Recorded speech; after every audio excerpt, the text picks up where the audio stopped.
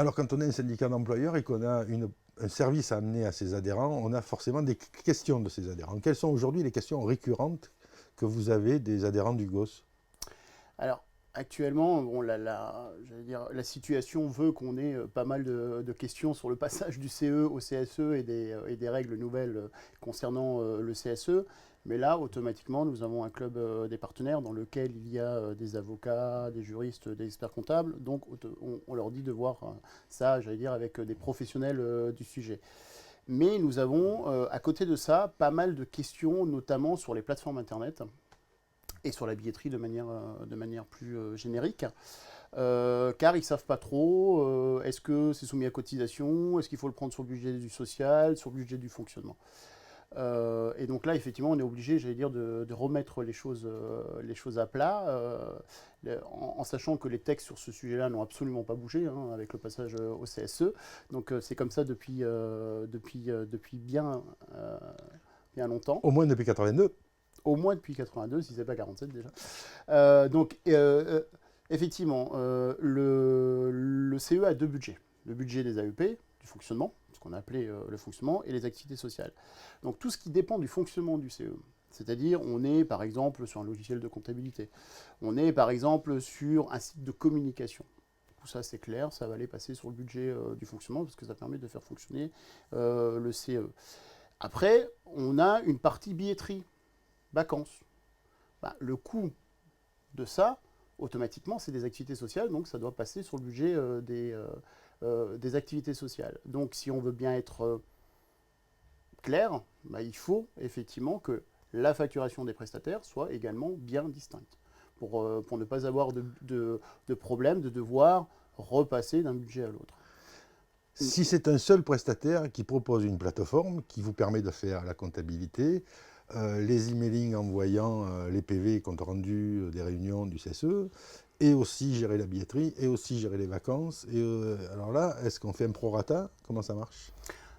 Alors, s'il n'y a effectivement pas de prorata, j'allais dire que votre expert comptable, si vous en avez un, va vous demander d'en faire un. Le mieux pour que ce soit clair, c'est que le fournisseur distingue bien les choses. Et à ce moment-là, vous savez ce que vous avez à mettre sur l'un des budgets et sur l'autre des budgets. Mais donc, il y a un problème de budget, c'est-à-dire savoir sur lequel on fait. Mais il y a aussi un problème d'URSSAF, qui est indépendant du budget. C'est-à-dire, est-ce que l'activité que je propose est une prérogative du CSE ou est-ce que c'est soumis à cotisation sociale car c'est considéré comme un avantage en nature? Parce que vous pouvez très bien avoir dans vos plateformes des produits qui doivent être soumis à cotisation sociale. Je prends l'exemple, si dans votre plateforme, si votre plateforme est un outil de communication, c'est simple, prérogative du CE de communiquer sur ce qu'il fait, budget de fonctionnement. Votre plateforme propose de la billetterie, des vacances, des réductions sur la billetterie et sur les vacances. Prérogative du CE, donc pas soumis à cotisation, mais sur le budget des activités sociales parce que ça concerne les activités sociales. La plateforme propose les deux. À ce moment-là, il faut bien séparer pour savoir sur quel budget il faut mettre quoi. Alors 50-50, 60-40, 70-30, 80-20.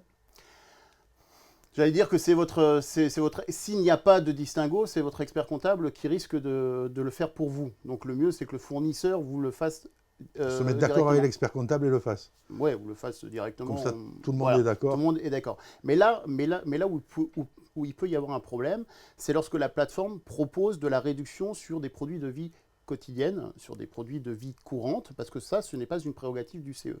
Le CE, c'est du social et du culturel. C'est pas le fait de pouvoir acheter une télé moins chère, c'est pas le fait de pouvoir avoir un frigo moins cher. Ça ne fait pas partie des prérogatives.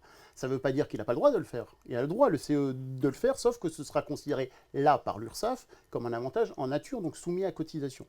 Ce qui veut donc dire qu'à ce moment-là, si dans la facturation, cette partie-là n'a pas été distinguée, l'intégralité sera soumise à cotisation sociale.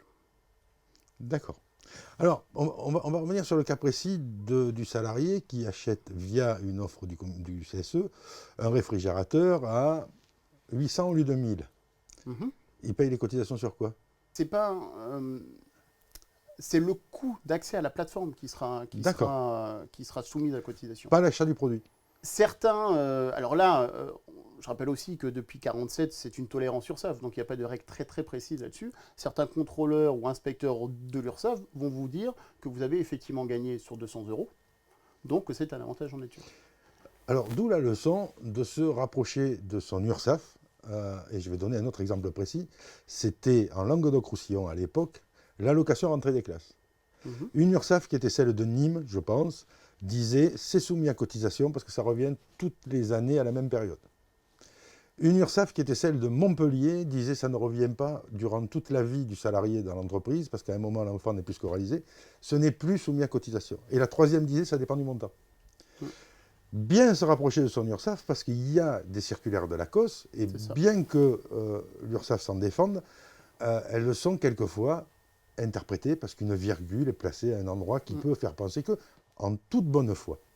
Mais ça reste soumis à l'interprétation du contrôleur. Donc, avant de faire une bêtise ou de se retrouver contrôlé, appelez votre URSSAF et posez-leur la question. Je pense que c'est le conseil le plus sage qu'on peut donner. Oui, mais il y a encore un dernier point sur lequel on nous interpelle dans ce milieu-là des plateformes.